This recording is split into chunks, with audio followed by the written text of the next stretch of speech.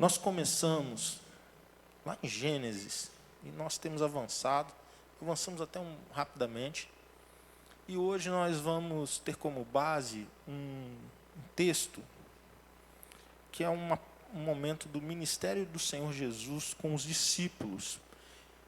João, capítulo 17, que é um texto bastante conhecido, ele narra esse momento. Então o texto será projetado, mas você pode localizá-lo também na sua Bíblia de papel, no seu aplicativo, fique à vontade.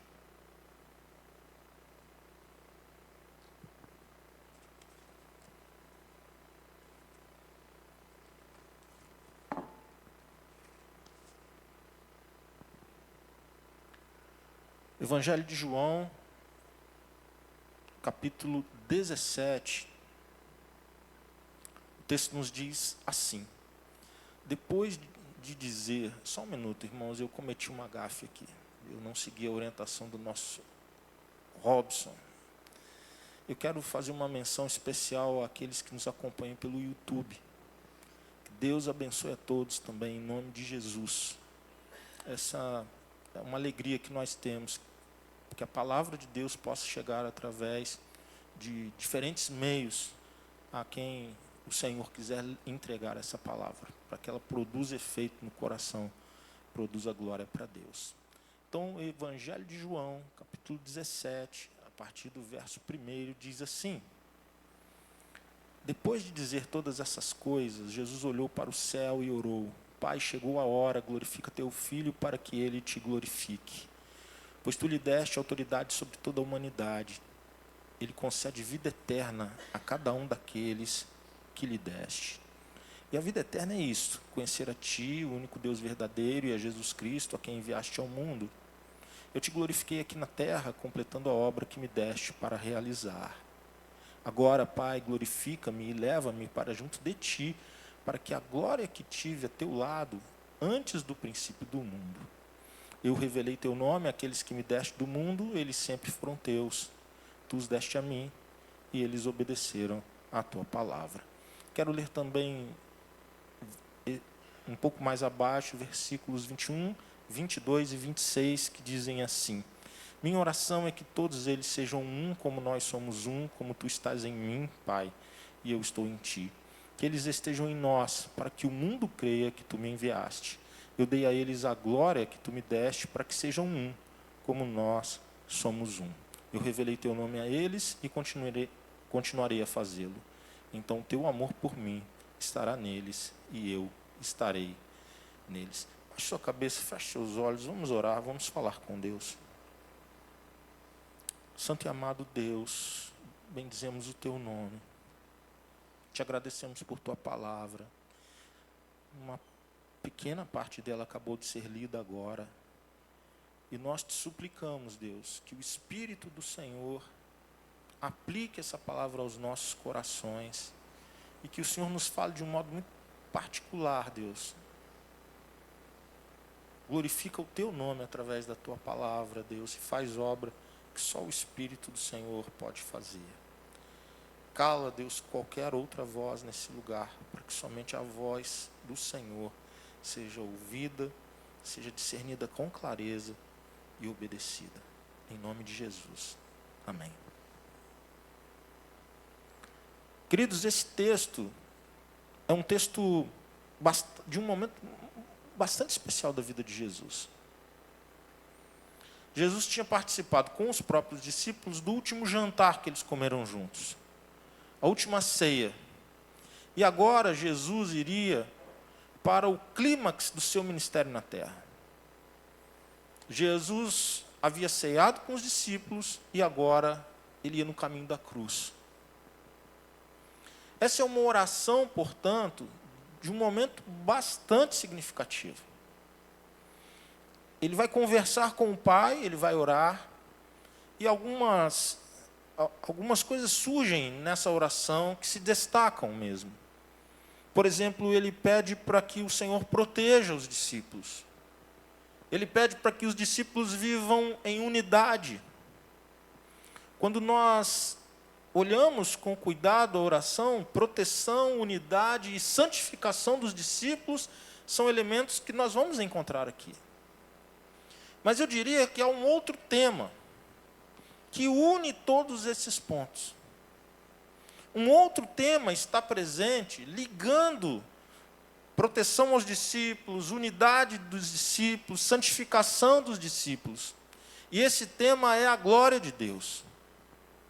O que o Senhor Jesus vai nos ensinar nessa oração é que Ele mesmo buscou, enquanto estava na terra, viver para a glória de Deus.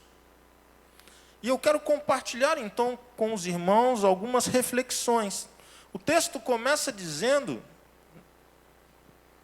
que Jesus, ele olha para o céu e ele começa a falar com o Senhor e ele diz: Pai, chegou a hora. Hora do quê? A hora que todo o ministério de Jesus e todo o plano eterno de Deus, ele convergiu para um evento em especial. A crucificação do Filho de Deus. Hoje pela manhã o Marcos mencionou na sua ministração sobre o sacrifício dos primogênitos na saída do Egito. Uma das pragas. E toda aquela série de pragas, elas procuravam fazer com que vários ídolos, falsos deuses adorados no Egito fossem completamente humilhados e envergonhados. E essa praga em especial, a morte dos primogênitos, ela apontava para algo muito maior, que agora vai acontecer. Quando quando o Senhor entrega o seu único filho, Jesus. Quando agora o filho a ser sacrificado é o próprio Filho de Deus. Deus teve um filho e fez dele um missionário. E agora ele está no ponto mais desafiador. Não por conta apenas do sofrimento da cruz, da tortura. Mas havia algo muito maior do que isso. É quando o pecado de todos aqueles que haveriam de crer, de todas as gerações, de todos os tempos, seriam colocados sobre os ombros de uma única pessoa, Jesus Cristo. E Ele levaria sobre si os nossos pecados. Certamente, se você é cristão, você sabe o quanto é difícil quando nós pecamos, quando nós falhamos, quando nós erramos com Deus, e o quanto isso nos desequilibra e tira a nossa paz. O trabalhar do Espírito em nós, dentro de nós, comunicando ao nosso Espírito, que nós erramos e que nós precisamos nos arrepender e que nós precisamos buscar o perdão de Deus. Um pecado. Agora você imagine o pecado de todos os homens, de todos os tempos e lugares, de todos os que haveriam de crer, colocados sobre a vida de uma única pessoa. É disso que nós estamos tratando. E esse texto é de grande significado porque Jesus demonstra muita consciência disso. Ele já começa dizendo: Pai, chegou a hora, o clímax, o momento, a definição, a decisão de fazer cumprir todas as promessas. Desde o pecado, havia promessa de vitória, de bênção, de salvação. E Jesus tem plena consciência disso. E ele diz: glorifica teu filho, para que ele te glorifique. A glória que Jesus deseja é a glória do Pai. Não é assim: glorifica o meu nome agora, porque o Senhor sabe o quanto que eu estou sofrendo aqui. Aguentar essa turma aqui não é fácil, Deus. Passar pela cruz não é fácil, Deus. Então, assim, glorifica o meu nome, para que eu seja grande e eu tenha um pouquinho de prazer nessa terra. Jesus não fez isso, essa não era a ideia de Jesus, muitas vezes é a nossa. Muitas vezes nós queremos a nossa glória sem nenhuma conexão com a glória do Pai. Mas Jesus não. Que Jesus tem plena consciência e pede ao Pai é que aquele momento seria incrível, glorioso para Deus. E é isso que importa. Versículo 2, ele vai desenvolvendo a ideia, dizendo, olha, pois tu lhe deste autoridade sobre toda a humanidade, ele concede vida eterna a cada um daqueles que lhe deste. Eu disse hoje pela manhã e quero repetir. Foi muito prazeroso ontem no PGM, quando nós estávamos conversando, e algo especial para mim, e acredito que para os demais, um tema que é muito especial para mim, e que Deus nos falou ao coração através disso, que é a dificuldade que nós temos de viver nessa terra, mas de olho na eternidade. Como que rapidamente nós perdemos a perspectiva da eternidade, a perspectiva da glória, envolvidos com uma agenda exaustiva, envolvido com uma sequência de atividades que parece não ter fim, cansados e sobrecarregados, mesmo sabendo do convite de Jesus para entregarmos a Ele aquilo que nos pesa, e muitas vezes nós conhecemos, mas não praticamos isso. Então nós vamos sendo consumidos por uma agenda, nós vamos sendo consumidos por uma série de eventos, de atividades, muitos deles de pouco significado espiritual ou nenhum significado espiritual, e rapidamente perdemos a perspectiva da eternidade. Nós vivemos para pagar os boletos.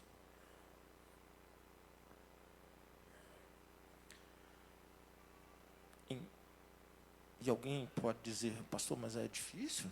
Eu sei. É difícil sim. Mas nós, Igreja de Jesus, nós não podemos viver da mesma forma que nós vivíamos antes de conhecermos o Salvador. Nós já vivíamos desse jeito. Pessoas que se convertem adultas já tinham esse estilo de vida. Viviam dessa forma. Assim vivem todas as pessoas que não têm Jesus. Vivem para trabalhar, para estudar, para cuidar de filho, para não sei o quê, para não sei o quê, para não sei o quê. Não é assim? E o que nos distingue? O que distingue o povo de Deus? O que distingue esse povo salvo? Esse povo que recebeu de Deus a salvação? É que agora eles têm um motivo maior, que está acima de todos os motivos para viverem. Eles encontram significado e propósito nisso. A maior alegria deles é ver o nome de Deus glorificado. Esse amém foi tremendamente fraco, irmãos. Esse amém foi ruim, esse amém. Enquanto trabalhamos, cuidamos de filho, estudamos, enquanto vivemos aquilo que tivermos que viver, nós vivemos o que for para a glória de Deus. Essa é a essência da nossa vida, irmãos. Nós não seremos felizes, nós não teremos uma vida de significado, não se cumprirá em nós o propósito de Deus, é uma vida vazia, oca, se nós vivemos para nós mesmos. Não há significado nisso, isso não nos alimenta espiritualmente. E muitas vezes, irmãos, nossas orações, nossas meditações, aqueles que o fazem, elas são ensimesmadas, elas são só para nós. Quantas orações nós fazemos que se nós fôssemos fazer um registro escrito dela, elas estão apenas circunscritas a nós mesmos, ao círculo familiar, e um ou outro, e olhe lá. Mas pessoas que estão olhando com a perspectiva da eternidade, quando vão orar, elas oram por esses motivos, mas elas oram por causas que são muito maiores do que elas, que transcendem a realidade delas. Por quê? Porque elas estão conectadas, elas querem viver, elas querem ter o privilégio de participar daquilo que Deus está fazendo no mundo, daquilo que Deus está fazendo entre as nações. O nome dele será glorificado, exaltado entre todos os povos da terra. E nessa geração somos nós quem ele levanta. Nada menos que isso. é pobre demais.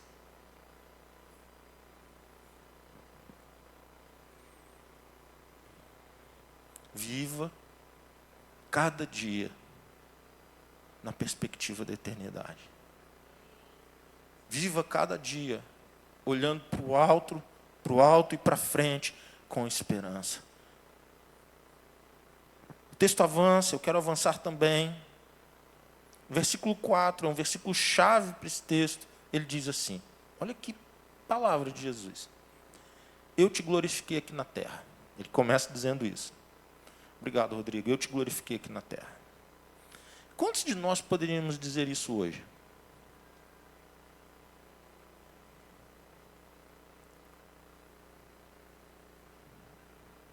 Mas ele avança, completando a obra que me deste para realizar. De manhã eu fiz uma gracinha de perguntar quantas pessoas tinham começado a aprender um instrumento. Eu não vou fazer essa gracinha agora, pode se acalmar.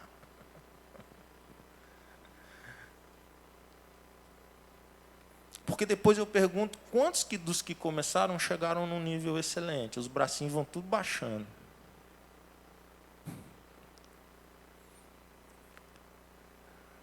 Quantos aqui são bons em iniciativa e ruins em terminativa?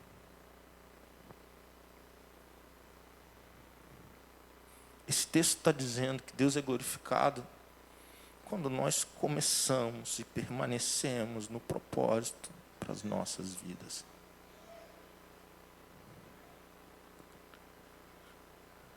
Esse texto está dizendo para nós que Jesus tem plena consciência que estava chegando ao fim e que ele iria até o final para a glória de Deus, e nisto Deus é glorificado.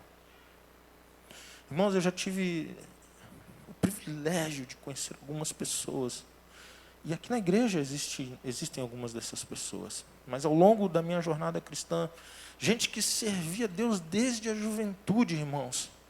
Quando nós olhamos para Hilário e Judite nessa igreja, eu costumo dizer que eles são pré-históricos, porque se a gente pegar a história da igreja, a partir da organização dela, que a história é a partir da organização, eles já estavam antes da organização, não, eles estavam antes da história, eles são pré-históricos, servindo e abençoando vidas para a glória de Deus. Nós desfrutamos de pessoas ao nosso lado, Deus coloca pessoas ao nosso lado, irmãos, que perseveram, que permanecem, que superam obstáculos, que tiveram também adversidades, lutas, perdas, conflitos, crises, mas jamais abriram mão do privilégio de servir ao Senhor, de adorar ao Senhor, de ser usado pelo Senhor. E que Deus os abençoe, e a todos os irmãos que seja assim até o fim, para a glória do Senhor. Diácono Fernando, Deus o abençoe.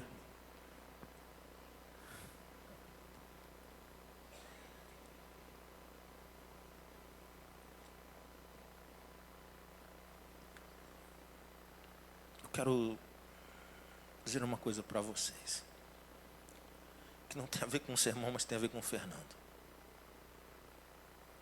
Hoje, o Estevão, filho do Raoni e da Keila, ele está no culto infantil, mobilizando as crianças para a realidade da igreja sofredora. Hoje o Estevão, pequenininho, preparou um material de divulgação que foi projetado no culto infantil. Compartilhou os desafios da realidade da igreja sofredora. Entregou um material para as crianças. E a minha filha já estava lá de manhã.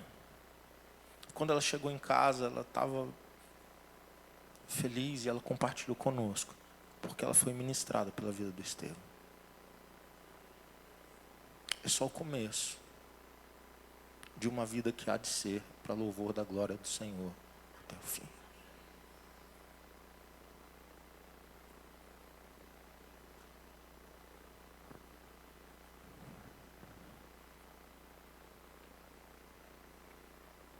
Infelizmente, eu também tenho conhecido muitas pessoas que me dizem mais ou menos assim: pastor, eu já fiz muita coisa para Deus. Já fiz isso, já fiz aquilo. Eu era do ministério A, B, C, D, Z. Eu não sei o quê, não sei o quê, não sei o quê. Mas é tudo no passado. Tudo no passado. Nada no presente. E sem nenhuma perspectiva futura. Se tornaram pessoas que não trazem nenhum escândalo moral, que contribuem financeiramente com a igreja. São ótimas pessoas, pessoas maravilhosas. Mas elas têm perdido o privilégio. Elas têm perdido a alegria. Elas têm vivido uma vida cristã com muito menos sabor do que o que Deus tinha preparado para elas. Porque elas não perseveraram. Porque elas diziam: ah, não, tá bom, já fiz, agora é do outro. É para o outro, é para o outro, é para o outro. Não é.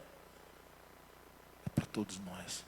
O privilégio é para todos nós. Quero avançar, queridos, quando Deus diz assim, o Senhor Jesus diz assim ao Pai, versículo 5, e eu já vou fazer uma ponte para o 6. Agora, Pai, glorifica-me e leva-me para junto de Ti, para a glória que tive ao Teu lado antes do princípio do mundo. Quero destacar duas coisas aqui. Identidade é uma palavra muito comum hoje. Identidade e propósito, elas quase que andam juntas. Jesus revela aqui algo muito especial. Jesus sabe de onde veio. Quando ele fala assim: olha, vamos terminar isso aqui, glorifica o teu nome, nós vamos agora para o clímax, glorifica o teu nome. Sabe por quê? Porque aquela glória que eu tinha antes de ti, em que todos os anjos me adoravam desde a eternidade, em que eu estava ao teu lado, sustentando toda a obra criada, eu vou voltar. Sabe aquela glória? Ela é minha. Ela é minha. E será para sempre. Ele sabe de onde veio. E ele sabe para onde ele está indo. Irmãos, muitas pessoas perdem a referência de onde elas vieram. E, sobretudo, elas perdem a referência de onde Deus quer conduzi-las. Quando nós falamos de propósito nessa vida, nós estamos falando exatamente desses dois elementos. De quem eu sou, qual é a minha origem, qual é a minha formação, quais são as minhas raízes. Mas não somente isso. É olhar para frente e dizer, e lutar, e perseverar, que se cumpra em mim o meu chamado, a minha vocação, o motivo pelo qual Deus me plantou nessa terra e eu existo. Não tem maior ou menor, mais importante ou menos importante. Isso é coisa que nós criamos. Mas o que tem é que a sua felicidade, a sua realização passa por isso. Passa pelo privilégio de fazer nessa vida o que Deus te chamou para fazer. Não tem idade. Não tem assim, eu vou fazer até os 40, até os 50, até os 60. Enquanto Deus te der o fôlego de vida, viva o propósito que Ele tem para você.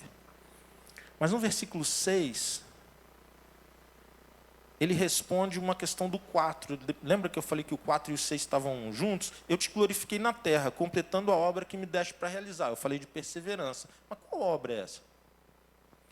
Qual é a obra que glorifica ao Pai e que Jesus perseverou até o fim? Ele responde no 6, quando ele diz: eu revelei teu nome àqueles que me deste no mundo. Eles sempre foram teus, tu os deste a mim, e eles obedeceram a tua palavra. O que Jesus perseverou até o fim para a glória do Pai?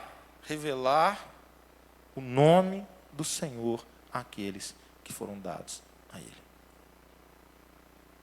Porque é exatamente isso que vai lançar luz sobre os últimos versículos que lemos, que é a unidade da igreja. O Senhor Jesus reuniu um grupo de discípulos, gente, que eram inimigos, adversários, tinham muitas diferenças dentro daquele grupo. Um era vascaíno, outro era flamenguista, um era corintiano, outro era palmeirense. E botou todo mundo juntinho para caminhar nessa terra. Um era de direita, outro era de esquerda.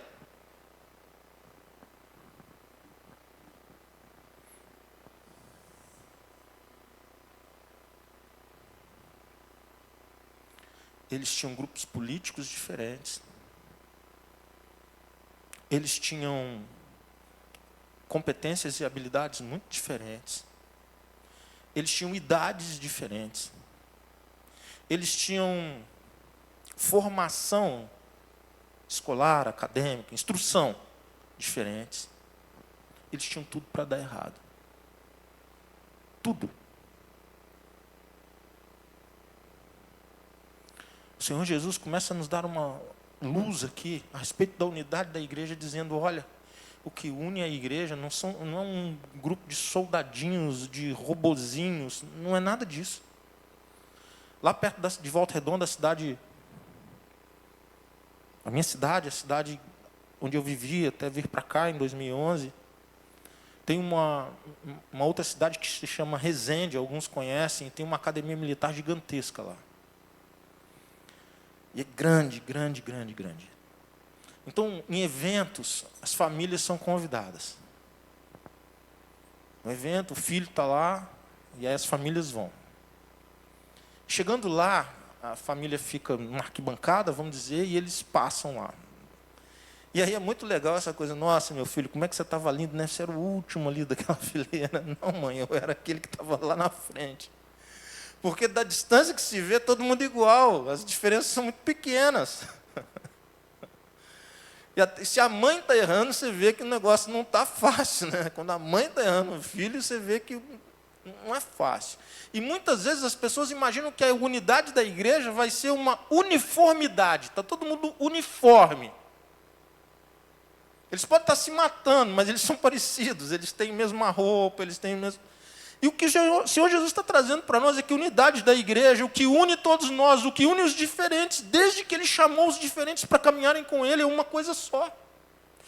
Todos se movem para uma coisa só, a glória de Deus, fazer o nome de Deus conhecido, com as suas formações diferentes, com as suas experiências diferentes, com as suas inclinações diferentes, com as suas visão de mundo diferente, mas todos concorrem para um único objetivo: fazer Deus conhecido aqui e em todo lugar, perto e longe. Igrejas que perdem essa referência, elas se fragilizam na unidade.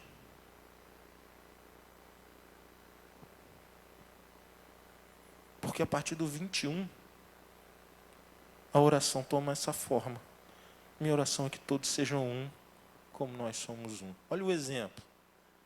Pai e filho trabalhando juntos para a salvação.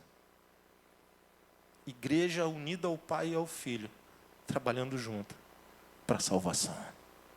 Para o nome de Deus ser exaltado, ser glorificado. E Jesus diz isso, irmãos. Isso não é uma coisa que o Carlos pensou, está escrito. O próprio Senhor Jesus diz: minha oração é que todos eles sejam um, como nós somos um. Como tu estás em mim, Pai, e eu estou em ti, que eles estejam em nós. Para que o mundo creia que tu me enviaste. Se parasse aqui, a gente já estava bem demais, irmãos.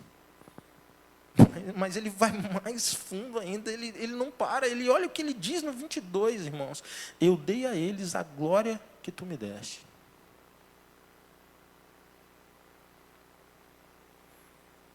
O seu Senhor é absolutamente generoso. Absolutamente generoso. Para que sejam um, como nós somos um. Eu revelei teu nome a eles. Olha, eu revelei o teu nome a eles. E continuarei a fazê-lo. Numa visão muito clara de que a cruz e a ressurreição revelariam e tornariam ainda maior o nome de Deus. então teu amor por mim estará neles e eu neles estarei. Para quê?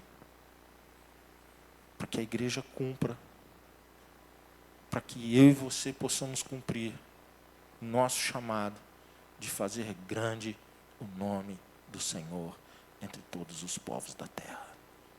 Irmãos, 2/3 da tarefa está cumprida. Falta 1/3. 1/3. 1/3 ainda não conhece ao Senhor Jesus. E a gente precisa fazer uma distinção bastante clara aqui entre perdido e não alcançado. Porque o que está restando não é perdido. Ou não é só perdido. O que está restando é não alcançado. Qual que é a diferença, pastor? O teu vizinho que é perdido, o teu parente que é perdido, o meu parente que é perdido, o meu vizinho que é perdido, ele tem acesso ao Evangelho, ele pode ter acesso ao Evangelho. Ele convive com cristãos no trabalho, ele estuda com cristãos, ele tem algum relacionamento com cristãos, nem que seja para ele falar mal do cristão, para ele zoar o cristão, mas ele tem a mensagem. Ele tem acesso à mensagem. Ah, mas ele odeia, ele detesta, ele quer matar os crentes, tudo. Não, isso é outra coisa, mas ele tem acesso à mensagem. É possível a ele ter o acesso ao Evangelho. Ele é perdido, mas ele tem acesso. Mas a gente está falando de uma parte do mundo hoje que não é apenas perdida. As pessoas vão nascer, vão viver 80, 90 anos e elas não têm acesso à salvação. O 1/3 que falta no mundo, irmãos, não é fácil, mas nós nunca estivemos tão perto de concluir a tarefa. E eu gostaria que você se envolvesse, de alguma forma, com a tarefa de fazer grande o nome do Senhor entre as nações. Irmãos, para nossa vergonha, irmãos, eu estou aqui desde 2011 e eu falo isso envergonhado. Envergonhado. E Deus conhece o meu coração e sabe que eu estou lutando muito para corrigir isso. Quais são as vezes que nós oramos espontaneamente pelos povos, pelos missionários, pelos filhos de missionários, se nós não estivermos em campanha de missões? Quantas vezes, irmãos, no meio das orações normais do povo de Deus, a minha, a sua, nós mencionamos a glória de Deus entre as nações. Parece que isso não é coisa nossa, parece que isso é coisa de outro grupo. Nós somos a igreja de Jesus, nós somos o povo que Deus separou para si. Todos os grandes homens e mulheres que Deus usa para a glória dele na obra missionária, em organizações missionárias, um dia eles foram evangelizados, um dia eles foram ensinados, ensinaram o evangelho para ele, ensinaram hábitos espirituais, ensinaram a orar, a ler a Bíblia. Eles tiveram discipuladores, e a grande maioria deles entendeu o propósito de suas vidas numa igreja local, simples, com pessoas anônimas. A igreja local, ela é parte daquilo que Deus está fazendo no mundo. Ele vai voltar, irmãos. Não é se ele vai voltar, ele vai voltar. Irmãos, os lugares que estão fechados hoje para o Evangelho, os lugares que nós olhamos e dizendo assim, não tem jeito, tem jeito. Porque essa é a promessa dele. Ele vai fazer que o seu nome seja adorado por todos os povos da terra. Essa é a visão de João e ela é clara. Ela não deixa dúvida. Você tem correntes teológicas de tanta coisa na Bíblia, mas tem algumas coisas que todos convergem. O Senhor Jesus será adorado por todos os povos todas as etnias da terra. Ele move a história, ele abre portas, ele fecha portas, ele levanta reinos, ele destrói reinos, mas o nome dele será adorado. E nós precisamos nos envolver com isso para a nossa felicidade, para o significado da nossa vida e para a glória do nome dele. São os nossos filhos e os nossos netos, os nossos sobrinhos, que têm uma oportunidade incrível de completar a tarefa. Tem espaço para todos.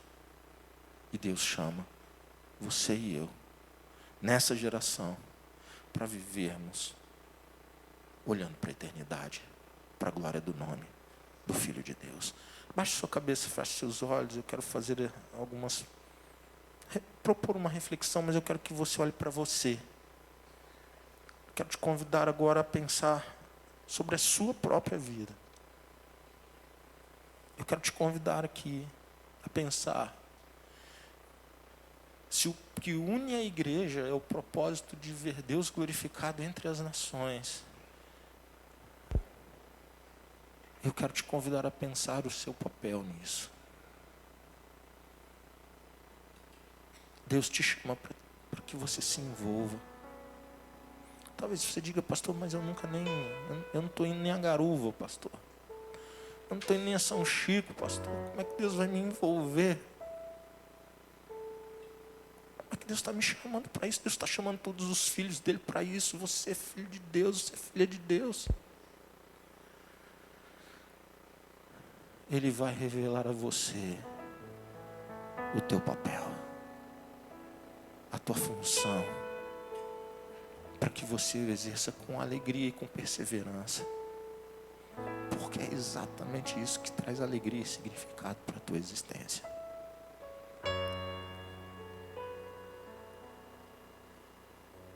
Se você já sabe o que é e interrompeu isso, você não perseverou. E há muitos ele já tem revelado isso. Se arrependa e volta em nome de Jesus, tem espaço para você. Nós somos a igreja é uma incubadora, irmãos. Uma incubadora incrível. Tem espaço para a criança que está ministrando para uma outra criança, para a glória de Deus.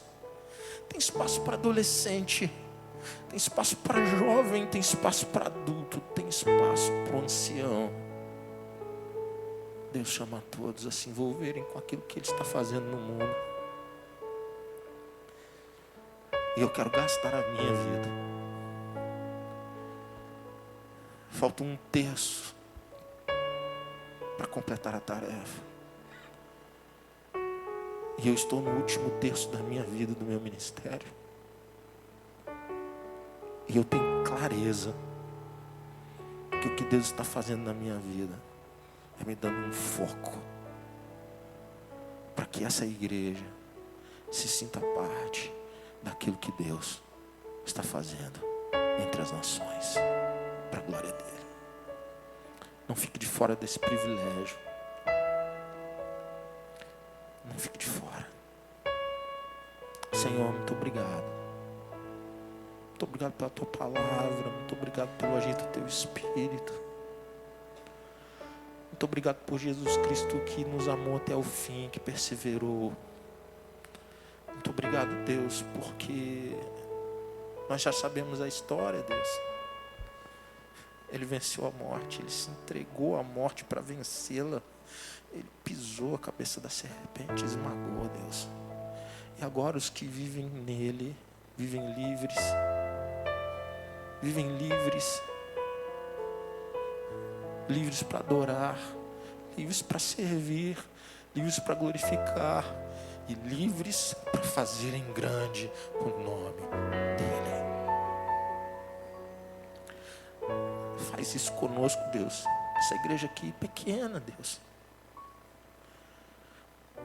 mas move entre nós, Deus, essa chama, esse fogo, Deus, para que nos alegremos com as tuas maravilhas, com os teus feitos grandiosos em toda a terra. Faz-nos olhar, Deus, a cada manhã, não para os nossos problemas para as nossas contas e para o dia a dia que é tão cansativo, mas olharmos para a eternidade. Vivermos essa vida olhando para frente, olhando para o alto, com esperança. Que o amor de Deus, o nosso Pai, a graça salvadora de Jesus e as doces consolações do Espírito Santo de Deus sejam derramados sobre a sua vida, sobre a sua família, sobre todo o povo de Deus, entre todas as nações. Vamos ficar de pé e encerrar adorando o nosso Deus.